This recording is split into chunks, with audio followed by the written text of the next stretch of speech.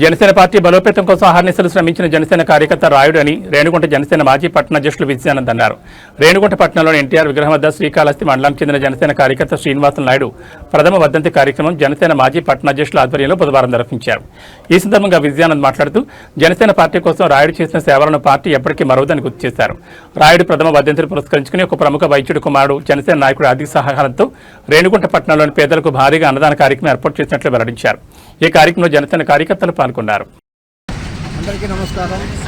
ఈరోజు శ్రీనివాసులు అలియాస్ రాయుడు మా జనసేన కార్యకర్త చనిపోయి 1 సంవత్సరం గడిచినందున అతని ప్రథమ వర్ధంతి పురస్కరించుకొని పేదలకు అన్నదానం చేయాలని ఈ ప్రోగ్రాం చేస్తున్నాము.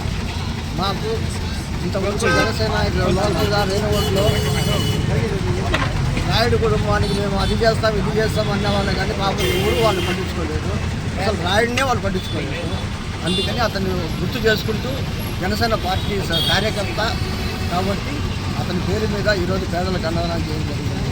ఇంకొకటి విషయం ఏమంటే మాకు ఈ రేణుగుంటలో ఒక ప్రముఖ డాక్టర్ కుమారుడు మాకు అండగా ఉండి మాకు ఒక బలం వచ్చేలాగా చేశాడు. ఆ ధైర్యంతో ఈరోజు రాయుడు వర్ధంతి స్మరించుకుంటూ అన్నదానం చేశాడు.